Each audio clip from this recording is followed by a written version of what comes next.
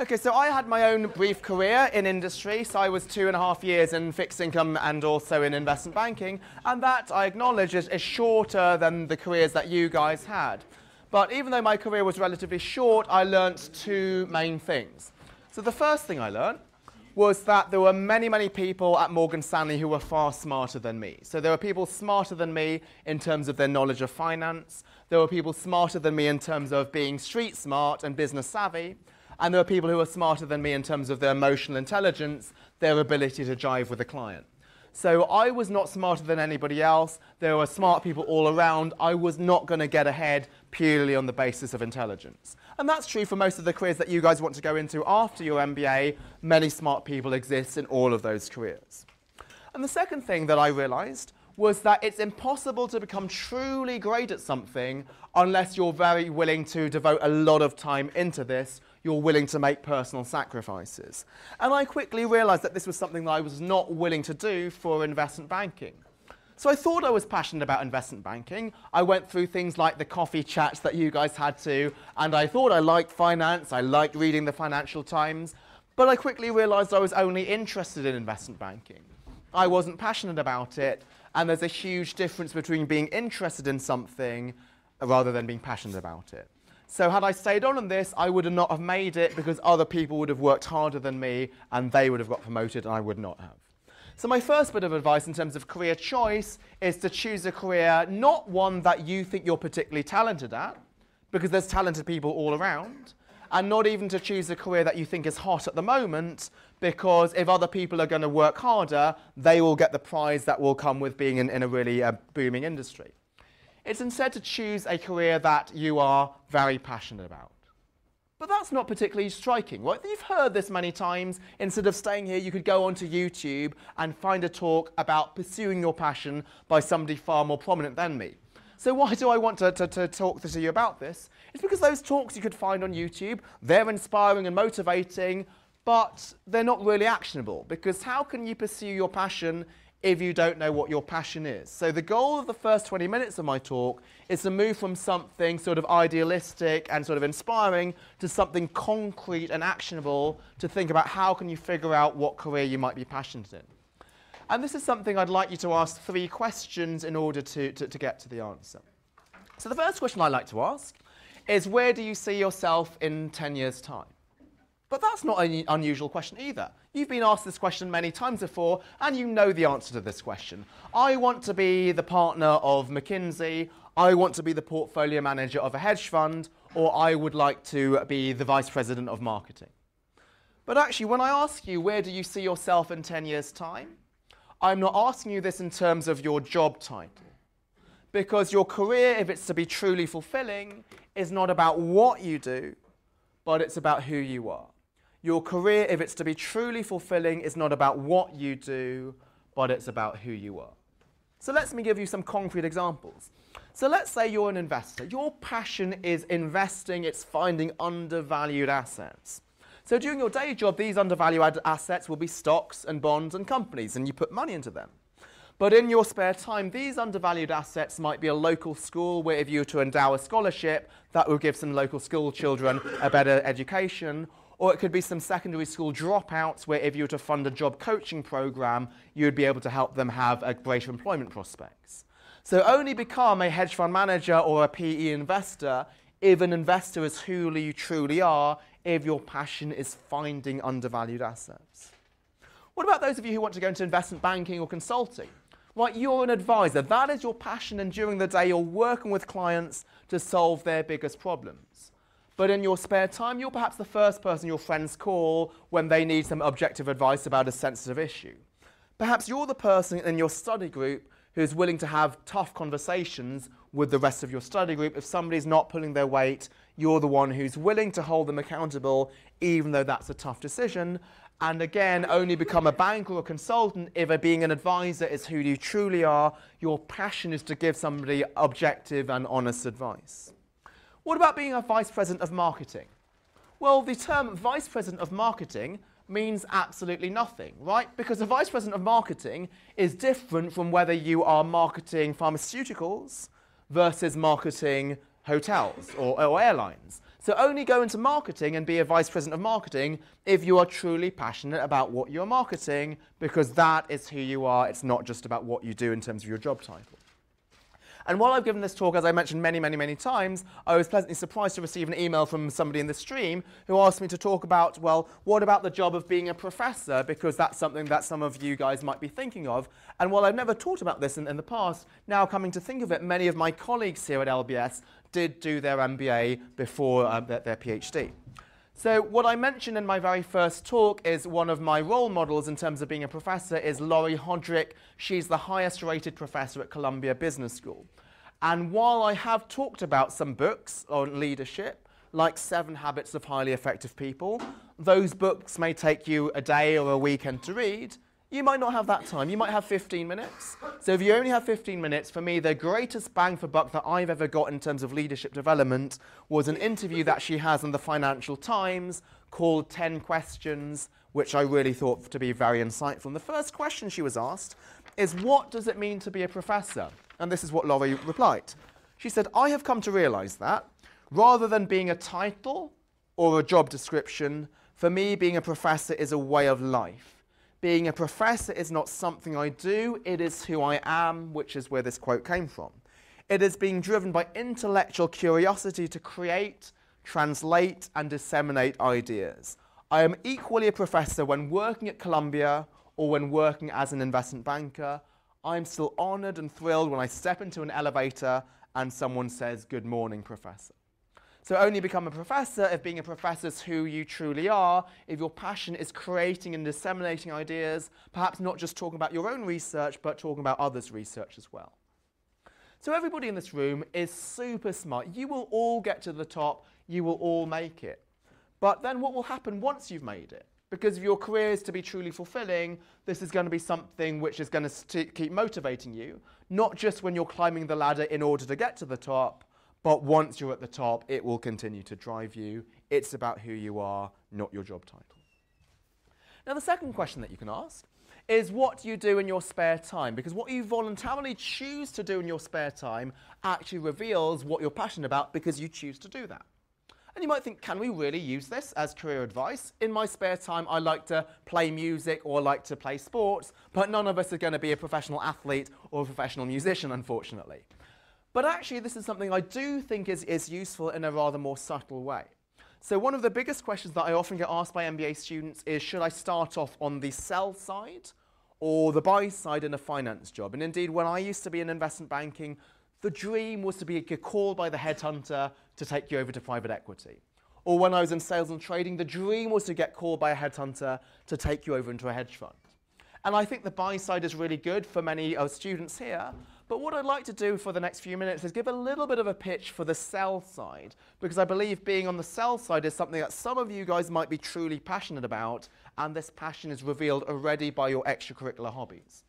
So one of the great things that I'm really touched by LBS students doing is putting on treks to their home country. Right, so why do they do that? They already know their home country. They could instead go on their spring break to another country, and they put in tons of months of preparation to do that. Why do you guys do that? You do this because you love your country, you'd love to sell this country, you'd love to show this to your stream mates, you love the act of selling. Some of you captain sports teams, and some of you also do acts of service. You might be presidents of industry clubs, or you might be putting on conferences. Why do you want to do this? You'd like to pass on your sports knowledge or your industry knowledge to other classmates, and the act of teaching, which is what you're doing there, is very similar to the act of selling. You're trying to convey something quite complex in simple language and try to make this accessible.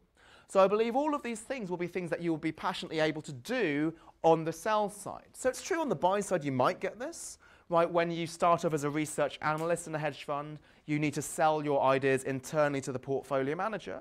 But again, what happens once you've got to the top, once you are the portfolio manager, you don't have the same act of selling. Again, that's not to say it's a bad job, it's a good job for many of you, but if your true passion is selling as revealed by those things, this is something that you might get more fulfillment being on the sell side. Some of you don't captain sports teams, but you play in sports teams, and some of you play in a band. And why is that so fun? because you're in a small group where you love the people that you're playing with. You're rooting for them, they're rooting for you. When they're successful, the whole team is successful. This is an amazing feeling, and it's a feeling that I call tribalism. You're in a small group where you're rooting for each other, you're invested in other people's success. So I think, as I've shared in the past, my favourite singer was Bruce Springsteen. And Bruce Springsteen was asked, why do you still keep playing concerts? You've made so much money, you've done Madison Square Gardens hundreds of times, you've checked this off your bucket list, why are you still driven to do this? And he says why he loves performing is he loves being on stage with Clarence Clemons. That's his saxophonist. He just loves being on stage and seeing Clarence do his thing. He gets so much fulfillment from being part of the same band as Clarence Clemons.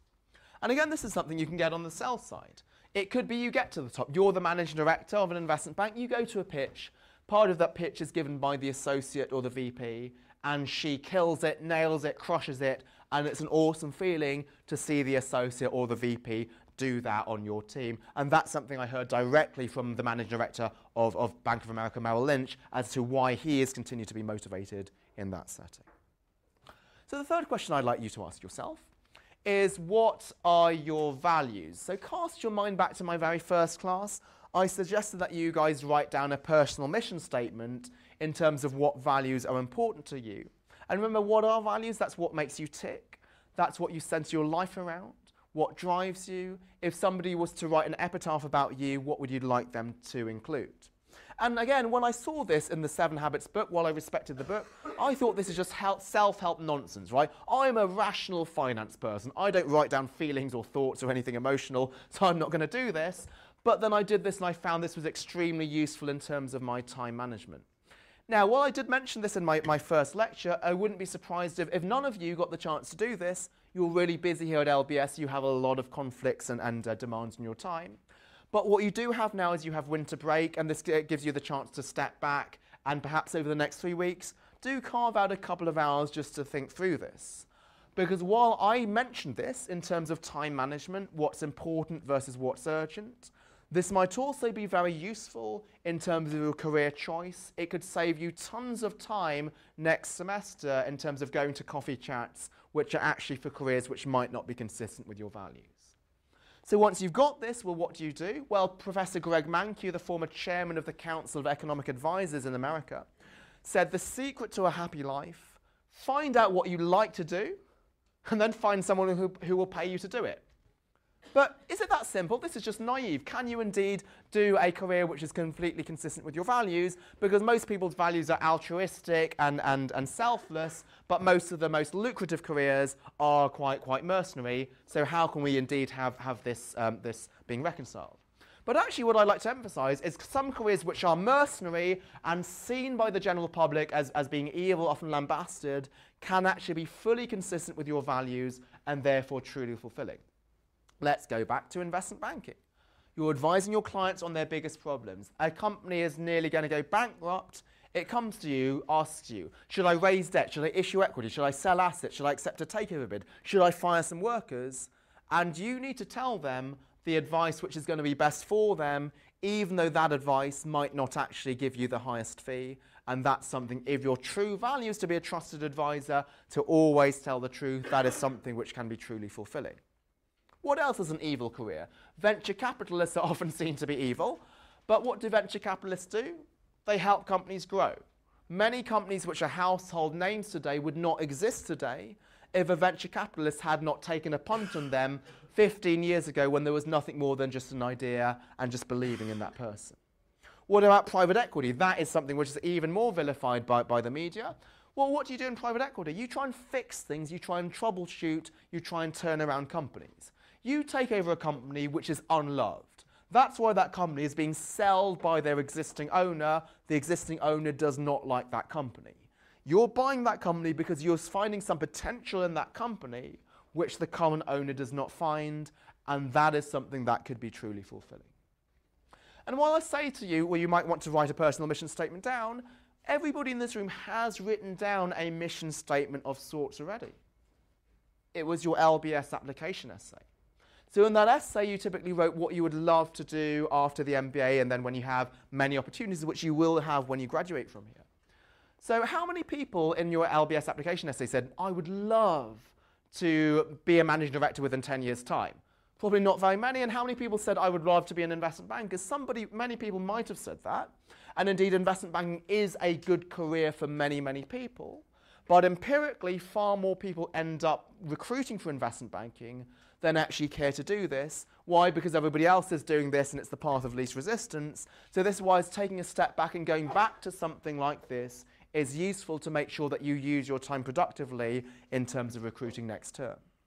Because one way to think about this is maybe your LBS personal mission statement could be like a bait and switch, right? You write something altruistic about what you're going to do after LBS so that we let you in, and now once you're in, you can do something different and just do a mercenary career, or actually you can carry through and fulfill what your dreams were, and as I believe there are mercenary careers which are highly lucrative, which are fully consistent with your values, just as long as you do this for the right reasons, then you will get extremely rich, but being rich will then be a byproduct that would not be the end goal. And so how do you know when you've hit the sweet spot? So how do you know when you found a career which you can think of as being your calling? Well, this means that you want to practice your career all the time. Now, this does not mean working all the time. Remember I said about your career is something which is about who you are, not what you do. It's something that you will voluntarily do in your spare time. So when I was a summer associate in fixed income sales and trading, we were all given a talk by a guy called Dennis Skeletis, who was an MD in interest rate sales. I truly respect him, we're still in touch, but actually his first talk I didn't like at all. So what he said in this first talk was, if you are not reading Barron's on the weekend, you need to look yourself in the mirror and ask yourself, is this the career for you? And I'd never even heard of what Barron's was, to be honest. I didn't know what Barron's was, and when I found out that this was an investing newspaper, I was really turned off by the talk. I just thought it was like overly intense, right? I'm working 5 days a week, maybe 12 hours a day, thinking about investing. In my spare time, I don't want to read about investing. I want to play sports or play music instead. But Dennis was absolutely right. That career was not for me. I was not voluntarily thinking about investing in my spare time. Other people would have been. They would have made it. I would have not have made it. That was a great piece of advice. Okay, so this idea of your career being something that you're voluntarily doing in your spare time, it might be advising, again, not advising companies, but advising your friends. This is something where if you're doing this and you're truly fulfilled in it, time just passes. You enjoy it so much that there's no real difference between work and play. And this is something which is a concept of flow, which is studied scientifically by some psychologists. So this is most espoused in a book by this person with an unpronounceable name. So this is the idea that when things are flowing, then just time passes because you're doing what you really are passionate about. And this is something, in the sporting context, is often known as being in the zone. When you're in the zone, you've hit the sweet spot, you're doing what you love to do. And this idea of your career being something about who you are, not what you do, is something I failed at many, many times when I started my career in academics.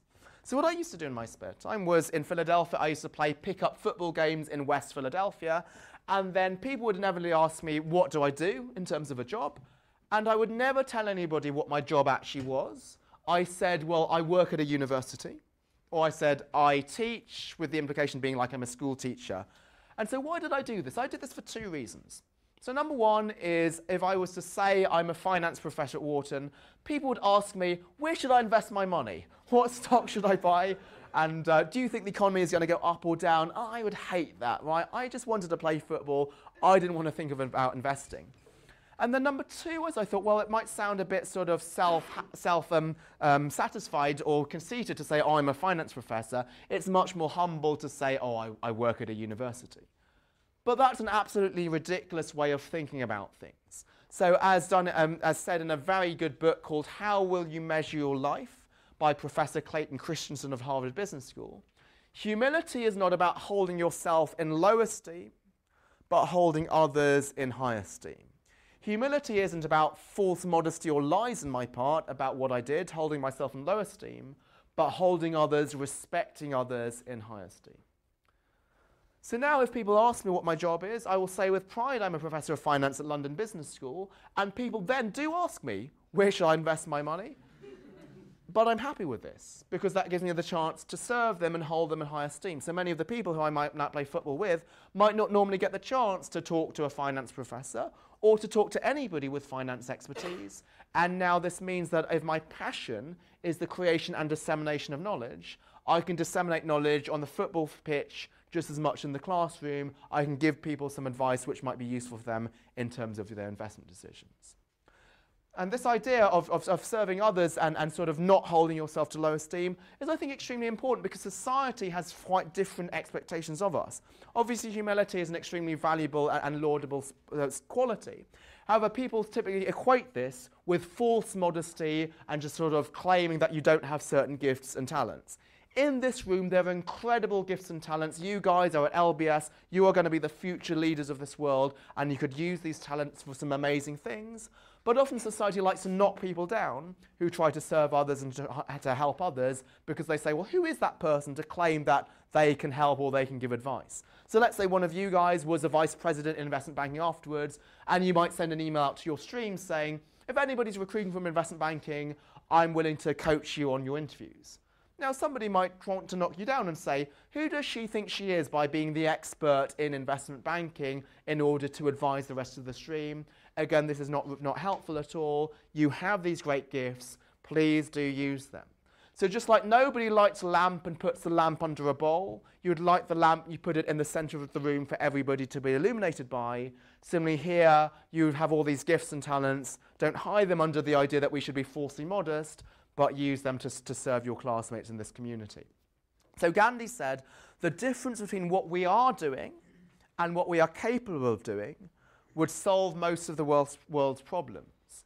But why do we have this difference? Why are we not doing so much? It's not because we're not altruistic, it's not because we don't care, but because society always puts these expectations that you want to hide away your talents, not use them, and then that leads to a lot of people not being served, not held in high esteem, and not being held.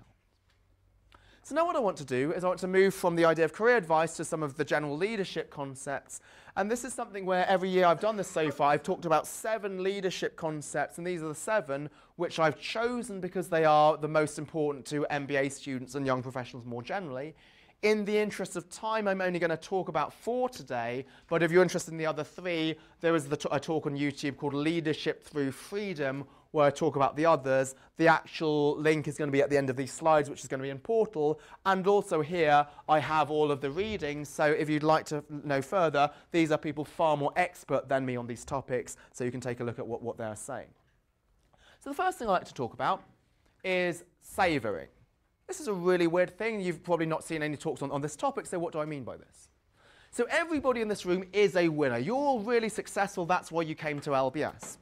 And we're all great at achieving goals, but I know that I'm the biggest culprit of this. We often focus on the goals so much that we miss the journey. We just ignore the length, the breadth, the height and depth of what we are doing. So recently, a couple of years ago, I climbed Cotopaxi volcano in Ecuador. The guiding company, Earthtreks, was run by a guy called Chris Warner, one of the best mountaineers in the world, and he claimed that many mountaineers reach the peak but miss the point. They're so focused on getting to the top that they actually are oblivious to how broad and wide and long and deep the act of climbing a mountain is. So to give you an example, a few months ago, just before I started teaching you actually, in September, my athletics club was on a week's-long training camp in Lanzarote. And while we were there, there was actually the Lanzarote Half Ironman was taking place, and they were not fully sold out. There were still some entries. And a few friends and I were thinking, well, do we actually want to enter the Half Ironman? This is a great opportunity to do it, because the worst thing about doing a Half Ironman is all of the training, right? You have to swim, you have to run and bike in cold weather. This would be a great way of just entering it, doing it without any of the training. Okay, it's probably going to hurt, right? We'll be in a pain for a few days, but we would have checked it off our bucket list and done it. And this was really tempting, to do it without training. And I was also thinking, what would be the first thing I would have done after completing the Half Ironman? I would have posted it on Facebook. So I would have told the entire world I've completed the Half Ironman, and I would have posted on Facebook that I completed it without any training. So I'd have made that abundantly clear. But that's a ridiculous way of thinking, because what is the breadth, the length, the height and depth of doing a Half Ironman or any endurance event it is not just the event, it's actually the training. So I thought back to when I used to train for marathons or for fights, and when I did this, what the discipline of actually training for this every day was fantastic. This made sure that I was not wasting time on daytime TV or on social media. I had to get all of my work done efficiently and then train. And all of this training just gave me energy. I'd be happy and energized and optimistic every day. People around me would notice if I was training for something because all of this would feed through in my mood. Just looking at what you could post on Facebook, completing the half Ironman, is completely missing the point of this entire thing, which is about discipline, about the joy of training for something. The actual goal of crossing the finishing line is so much more satisfying if you think of all of the months that you put into this in the process. I would have only been getting 10% of the entire process if I would just have done it there and then. So in the end, I end up not doing this, and based on sort of this thing that I nearly did by accident, I now have a rule that I try to think to myself. So remember I talked about what's urgent, what's important, about doing what you want to do, internally driven, versus what you have to do. And so one of the rules I try to apply is, before thinking of taking on a commitment, is the following thought experiment. If I was not allowed to tell anybody else I was doing this, if I could not post it on Facebook or anything, would I still do this? And this is actually quite a useful thing, because I've knocked out many things I would have otherwise taken on, because the main motivation would have not been something internally driven. It's the fact that I could just share with others that I'd done it, and that is not a good reason for doing it. Because I've talked about sort of the journey up to the actual event, but some of you I know do these endurance events or other types of challenges. What actually happens on race day? So on race day, you typically have your target time. I would like to complete the marathon in 4 hours, because that is my goal. And it's obviously extremely good to get goals, but again, that's only one part of the process. That's actually the second most important thing when running a marathon. The most important thing, and the thing that you are going to remember 5 years from now, is how much you enjoyed the experience. And this gives you the ability to savor the breadth, length, height, and depth of running a marathon. This gives you the freedom to look up and see the kids who have their hands on the side, they're watching and spectating. You can give them high fives. Okay, this takes time. You're going to cut off a few seconds by doing this, but the joy of a marathon, the length, the breadth, and height, and depth, that's about interacting with the supporters. You can look up and you can see all of the charity T-shirts that your fellow runners are running and think about the causes they're fighting for. You can look up and see the city. Maybe you end up running the London Marathon. This will take you to some parts of London that you would not see otherwise, and this makes the entire experience much more fulfilling. So this is the points I've said so far. How about savouring the entirety of something? You get much more out of it than you might do otherwise. But also, I think the idea of savouring is very useful, because it helps us cope with failure and disappointment, which even high achievers like us will all have to come across at some point. So a couple of years ago, I came up for tenure at Wharton. And some of you might not know the tenure system, but after 6 years, you get evaluated on the basis of your research. And there's only 2 outcomes possible. One is you get a job for life from which you can never be fired, so that's getting tenure. Or you get immediately fired. So there's nothing in between, right? You can't stay for 2 more years. You're either up and you're never fired in the future, or you're immediately fired. So this thing could be extremely anxious. And so what I did is you have to submit your research, and unusually at Wharton, they make you submit this in hard copy. So what I had to do is I print out all of my papers, and then I had to arrange them in chronological order, starting from the football paper I wrote when I was at MIT, to then the executive compensation papers, and then my corporate social responsibility papers, and I walked over to the administrative assistant. And before I gave this to her, I just thought, well, this is the first time in my life that I've actually held my life's work in 2 hands. And so I thought to myself, well, why did I write these papers? It wasn't to get tenure. It wasn't to get some approval from some external authority, but because I was truly passionate about those subjects. I truly cared about seeing, does corporate social responsibility improve firm value? And so I could hand this over to the administrative assistants with a sense of peace. And I'm not just saying this in retrospect. The interim 4 months where I wasn't clear whether I was going to be fired or not fired, I didn't have any anxiety, because I was proud of the research that I'd done. I'd done this not to get tenure, but because I found those questions interesting. So clearly what I'm talking about here is not just moving from one extreme to another extreme, it's just a shift in focus. Clearly we can't just savor the whole time. When you run a marathon, you can't stop every 100 meters and take selfies with the kids on the side. Right? But because everybody here is so naturally goal-oriented, I just want you to sort of think about the journey as well, and the reality is about balance. And so what I'd love to share with you is an extract from my favorite fiction book of all time. It's The Alchemist by Paulo Coelho, which many of you will know. It's an incredible book. So a shopkeeper sent his son to learn about the secret of happiness from the wisest man in the world. The wise man told him he didn't have time. He suggested that the boy look around the palace and return in 2 hours.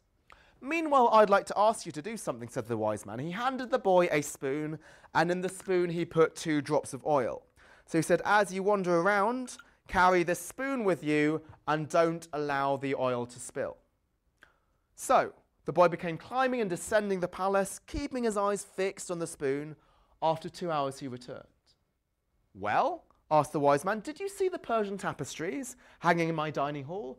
Did you see the gardens that it took the master gardener 10 years to create? Did you notice the parchments in my library? But the boy was embarrassed. He had to admit he'd seen nothing. His only concern hadn't been not to drop the oil entrusted to him. Then go back and see the marvels of my world, said the wise man. The boy was relieved and happy. He picked up the spoon and he returned to the palace. He saw the gardens. He saw the mountains that were around him. He saw the beauty of the flowers. He saw the taste with which everything had been created. Upon returning to the wise man, he related in detail everything he had seen. But where are the drops of oil that I entrusted to you, said the wise man. Looking back at the spoon, the boy said that the oil was gone. Well, there's only one piece of advice I can give you, said the wise man. The secret of happiness is to see all the marvels of the world, but never to forget the drops of oil on the spoon. Point 2 is called rest. So we're all extremely busy people at London Business School. If you ask any LBS student, how are you doing today? They'll say, I'm busy. So we typically think of this as being a complaint, but it's often a boast disguised as a complaint, because why are you busy? It must be you're an important person, many things run through you, that's why you're busy. But if the busyness comes from stuff which is imposed on you, stuff which is urgent but not important, that's actually not a good state of affairs to be in. So for the last 4 years, I've decided to do no research work at all on any Sundays. I take Sundays completely off from research. And this is extremely difficult to do. It takes work to stop working, and it's discipline to do this, but I do find this extremely useful. Now, when I started doing this, I did this with a complete anxiety. I thought, I am an important person, right? Important emails come to me. I need to reply to these emails. And my co-authors are working on projects. They're emailing me. If I do not reply on a Sunday, they can't do the work themselves. But I quickly realized, much to my disappointment, I was far less important than I thought I was.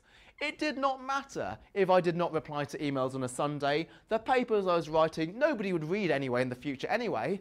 And even if they did, it didn't make a difference if I was just to wait 1 full day before responding to them. And actually now, for the last 2 years, I do no research work at all on any Saturday or Sunday. So I might take 2 full days to reply to an email, but nothing happens. This is something which I think is extremely productive.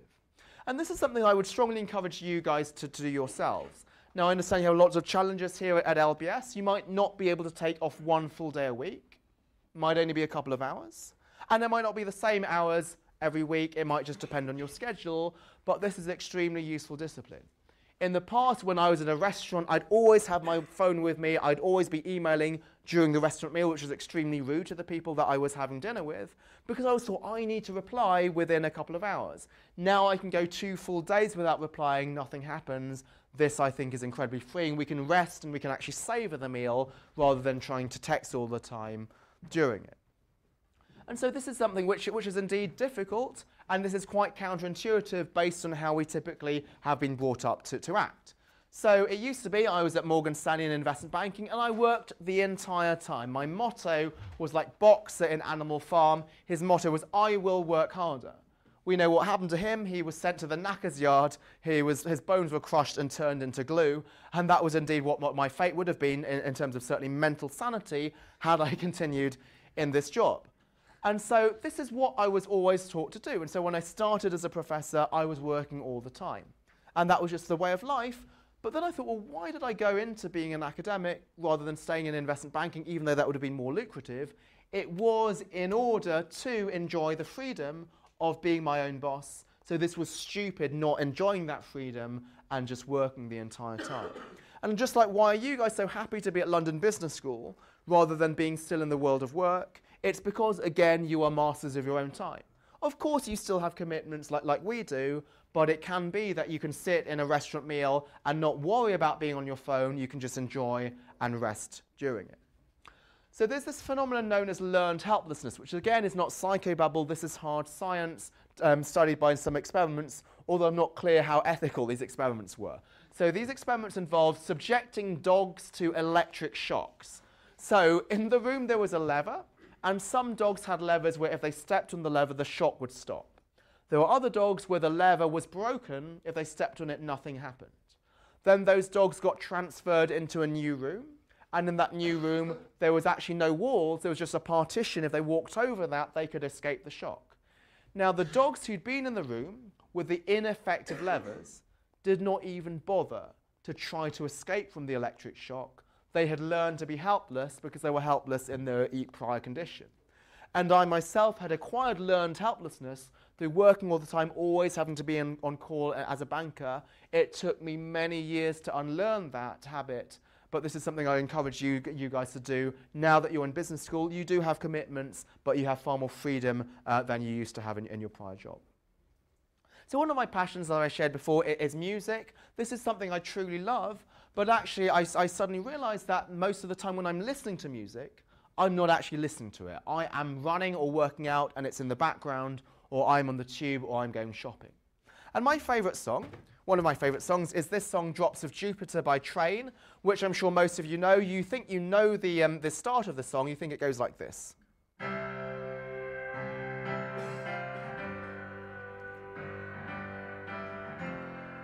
So that's the famous piano riff at the start, which is fantastic. But then the very first time when I listened to the song was with my band. So while I was dressed in that strange huntsman outfit, my band in Philadelphia was called the Seven Huntsmen, and we played this song, and the first time I had to learn that song was the first time I actually sat down and truly listened to the song.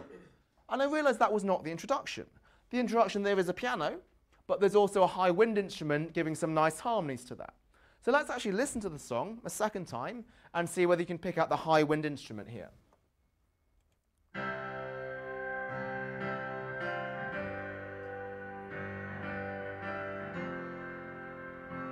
So you notice that, and so it's the same introduction, but what's changed is not the song, just how we're responding to this.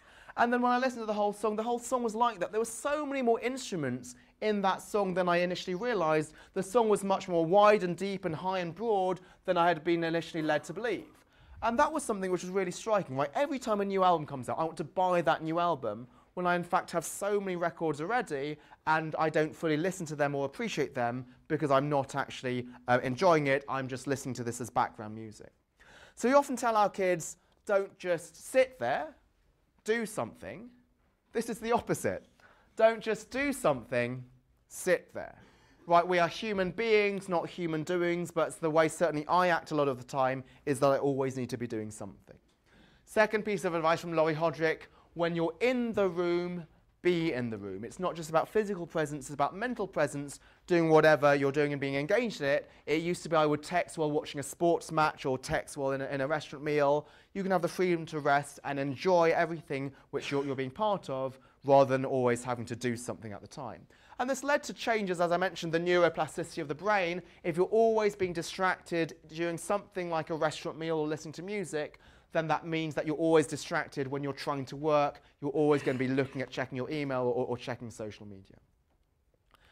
Point 3 is what I'm going to call respond.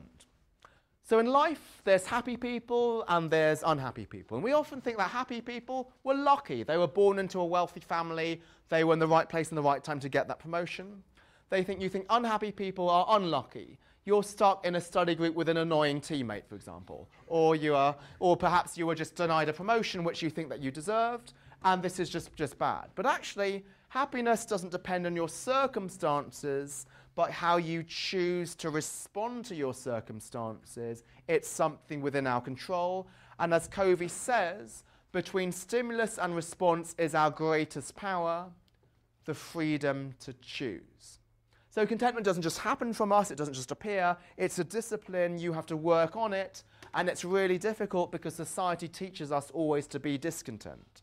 So because of the internet, this afternoon after this talk, I could go onto the internet, find somebody online who's younger than me with way more publications than me, that could crush me, that could make me feel adequate, that could make me feel envious and hope that something bad happens to that person. And this is not a good state to be in. This is something that Stephen Covey calls the scarcity mentality, the idea that life is a competition. There's only enough happiness to go around, so if somebody else is happy, you're unhappy. If somebody else has the most publications in the world, I can't have the most publications in the world.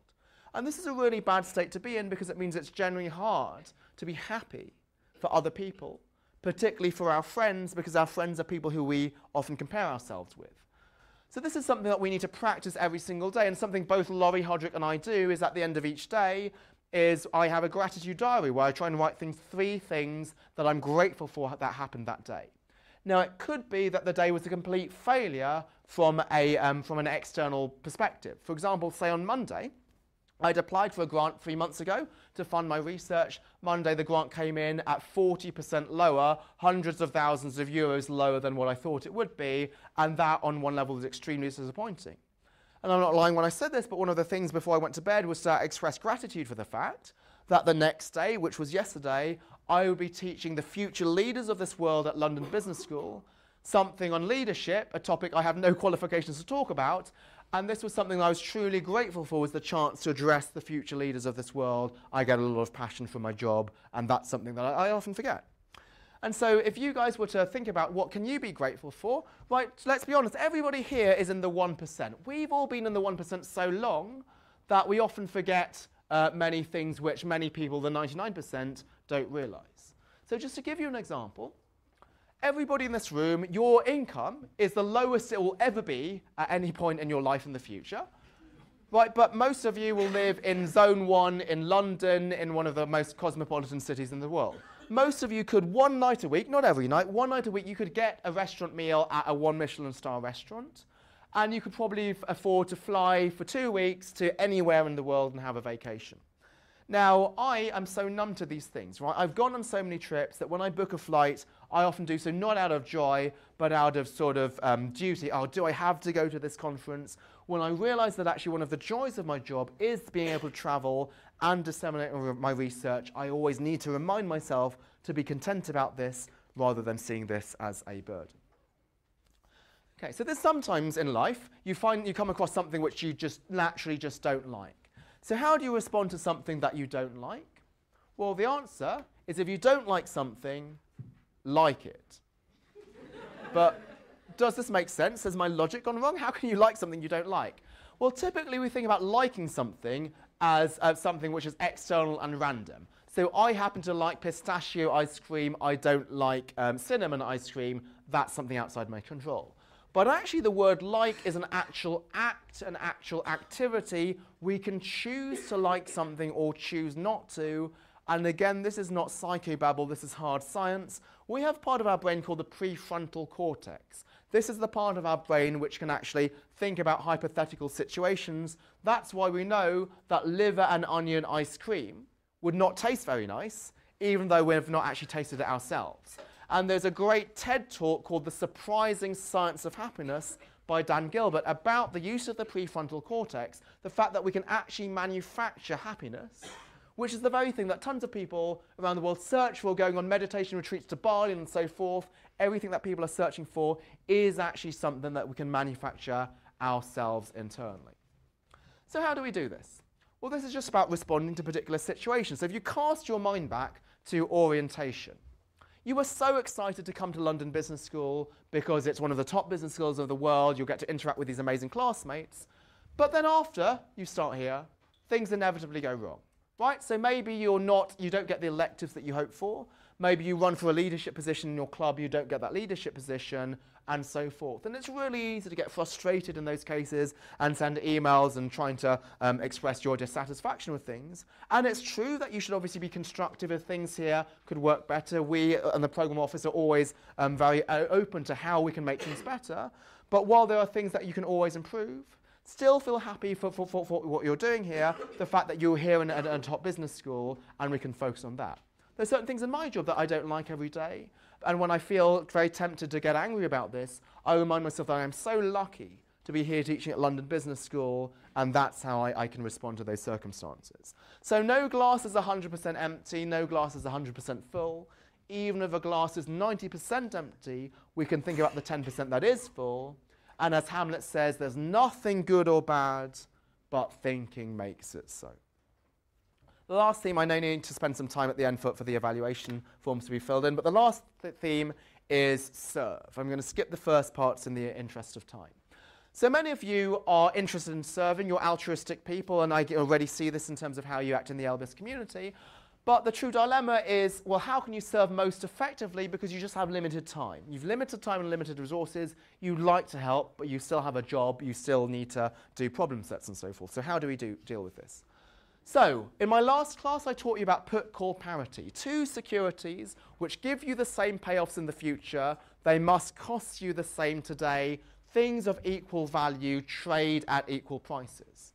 But real life is not a finance class. In real life, we have things of unequal value, and the secret to service is to give gifts of unequal value worth more to the recipient than they cost to the owner.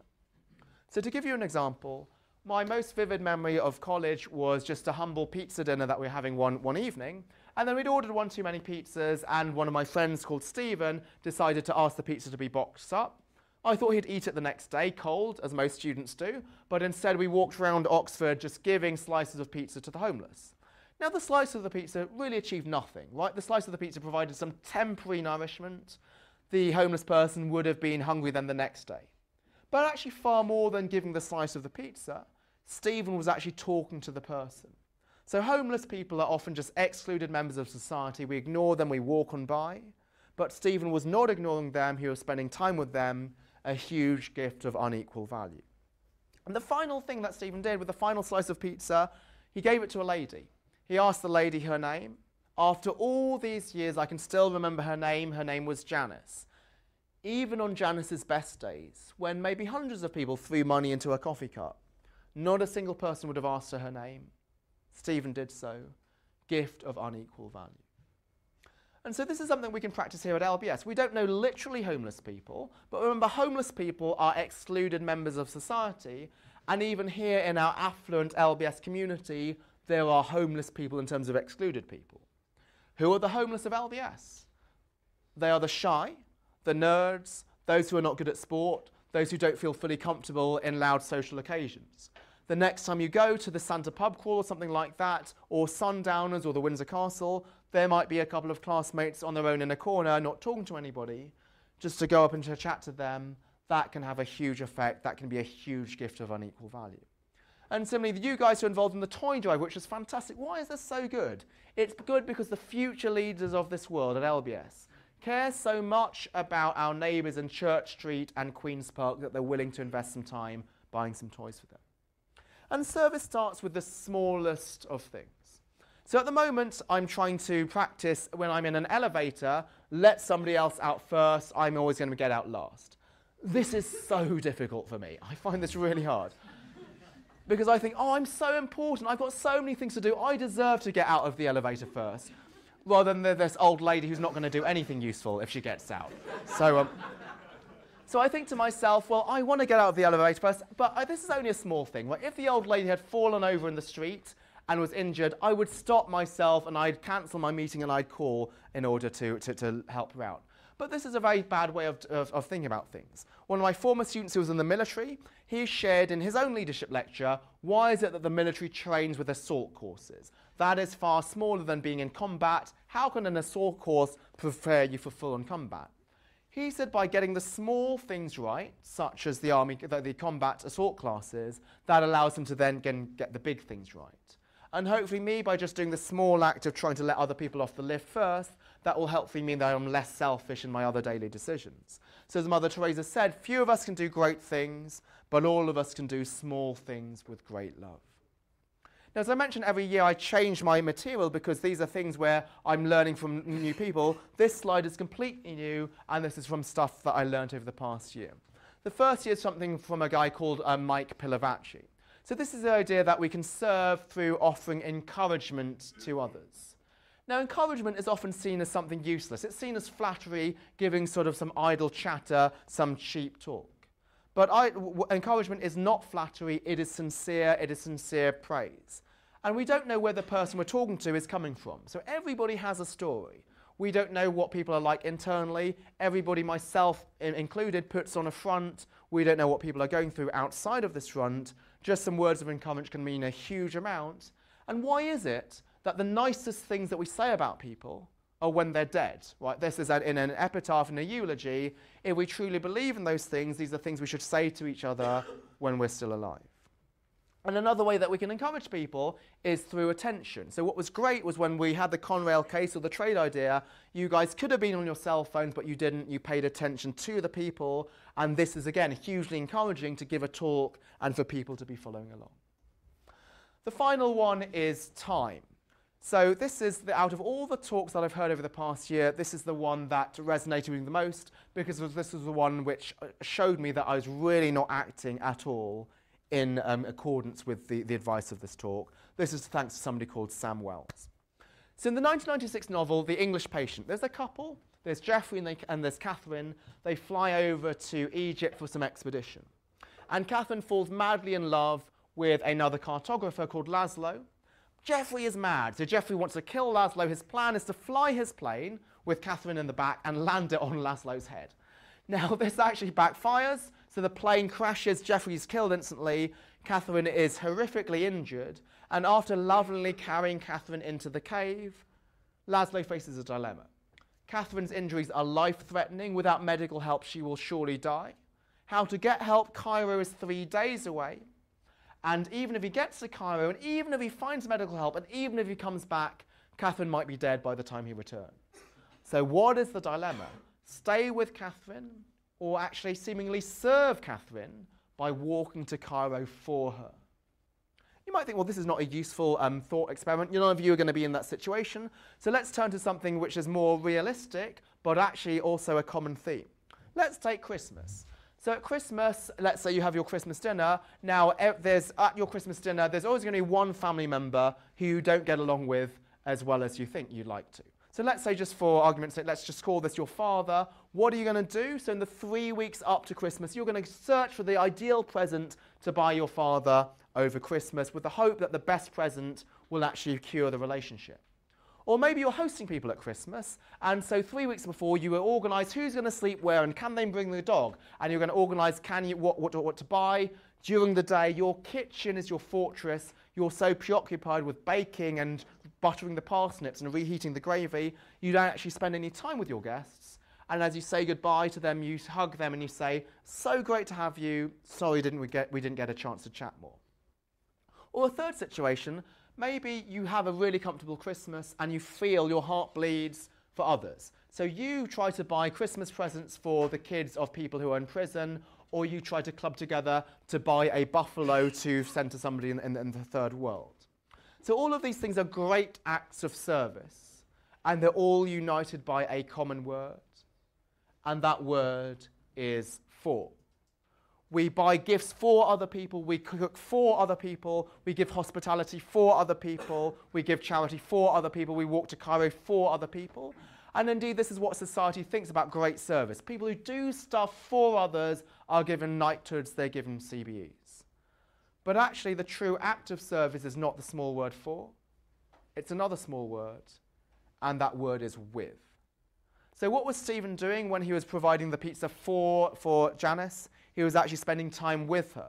What are you guys doing when you pay attention to your classmate by just looking at them when they're giving their talk? You're not doing anything for them, but you're being with them. And being with is extremely difficult, and this is something I fail at all the time. I am by my very nature a fixer. Somebody will tell me their problems, I will interrupt them and offer my solutions to their problems. All they want is somebody to listen to them, to be with them. And a few weeks ago, there's an investor who called me to talk about some of the trading strategies I mentioned in class. And at the end, he said, oh, by the way, I'm applying to London Business School to do an EMBA. And I said, that's great. Can I put you in touch with the admissions team? Can I give you some reading material? And he said, no. All he wanted to do was just to share with me that he was applying to the school that I was working at. He didn't want me to do anything for him, but I just misread the situation. I thought, how can I fix this? How can I help him out? And so this was complete misreading. So with is harder than for, it asks more than we can give. We can do for without a conversation, without a relationship, without rearranging your life to accommodate somebody. But in fact, it's often ineffective. The reason why your father's Christmas present is doomed is because the way to heal that relationship is not to buy a present for him, but to spend time with him. The reason why you're exhausted after cooking and baking is not because that's not generous, it's because the real challenge is actually sharing the tasks and enjoying the joy of with rather than the burden of for. The reason why the acts of Christmas charity are really, really great and in terms of being selfless, but not really hitting the spot, because what the kids of homeless, of people in prison might want is not just a gadget, but somebody to play with them or spend time with them. So Laszlo does not think twice before setting off for Cairo. And he goes on adventures, and by the time he comes back, however, Catherine is very, very, very dead. So that wasn't supposed to be funny, actually, but I'm surprised you laughed at that. And so Laszlo was so hell-bent on trying to fix it, on finding a solution, doing something for Catherine, he neglects the real thing that Catherine wanted, which was for him to stay with her as she faced imminent death. So what's the real reason Laszlo went to Cairo? Was it that he just couldn't bear to watch Catherine die, that he wanted to escape? And it's the reason we, and particularly I, surround our lives with activity and productivity and creativity, the fact that we are just so afraid that if we had to sit still for one moment, we'd go to pieces. So it's all the time management that I'm obsessed with. This is all completely hollow if the time that I save through time management is not used for spending time with people I care about, but just to do more things. We've all become Laszlo now. Our society has now more apps and more gadgets that we can do so much more for other people that we actually forget the idea of being with, of being human beings rather than human doings. So now I'm a little over time. I just want one final slide just because this is the last time I'll ever address you guys. So this is something that I typically give as a graduation speech, but just not to be melodramatic in terms of realism, I may not be here when you graduate. I haven't yet made a decision as to whether to stay or to go back after my leave is up. So a lot of what I talk about is about time management, about how to make the most out of your 2 years here. But actually your MBA is not determined by what you do in your 2 years here, but how it affects the rest of your life going forwards. Your MBA will not be defined by what you do here as much as how it affects your life going forwards. So what's so special about the MBA? Why is this such a great place? It's not the classes. You could take an online open course. It's not the clubs. You could join a sports team in London. It's these people. And it's this attitude, it's the fact that at LBS, people help each other. They put on treks to spend time with each other. They'll be with people who need some career counselling or some advice on studying for an exam. And this is fantastic, but it's easy to do it at LBS because everybody acts in that way. The real world is different. The real world, many people are backbiting. They're out for advancing their own career. So what happens when you go back to the real world? You might think of this as a 2-year crash diet. While you're here, you act in this altruistic way. When you're back in the real world, it's so easy to get back sucked into the ways of the world. Or alternatively, it could be a metamorphosis. You can be permanently changed. Without wishing to sound corny, maybe your MBA would indeed stand for a metamorphosis by attitude. The attitude that you learn here will stay with you afterwards. So if you look around this room, what do you see? You might think, I'd like you to focus on all of the diversity of people here. I don't want you to do that. I'd like to look at all of the empty space in this room. Because we could have filled this entire room with people nearly as qualified as yourselves. We get thousands of great applications each year, but we didn't. We chose to fill this room with you. So you here have some amazing opportunities that thousands of people in the world wanted, but did not get. So while you're not graduating, you're going back home over the next few weeks. And when you're at home, you're going to come across many people who would have loved to be at LBS and come to Sundowners and be in this community and come to the treks and interact with everybody else, but they didn't get the chance. So it's your responsibility to create and bring to them the ethos of LBS. Take one of the things perhaps I've talked about today, savour, rest, respond and serve, or maybe take something you've learnt from another professor, or something you've learnt from a classmate and start practicing this now, because if we practice this now outside LBS, we're going to do this after LBS. Coming to LBS was the easy part. Taking this home with you is the hard part. But when I look at this room another time, what do I see? I now do see you. I see the future leaders of this world. I see these hands, these minds will do incredible things, will think incredible things. So one of the most pleasures of my job is I get to meet hundreds of great young smart people every year. One of the great frustrations of my job is I often lose touch with them and I don't end up seeing all the great things that they do with their lives. So regardless of where I am next year or where you are next year, you might be on exchange and I might still be here, I'd love to keep in touch with you and see all the incredible things that I know that you will do with your lives. It's been a huge pleasure. Thank you very much and good luck for you.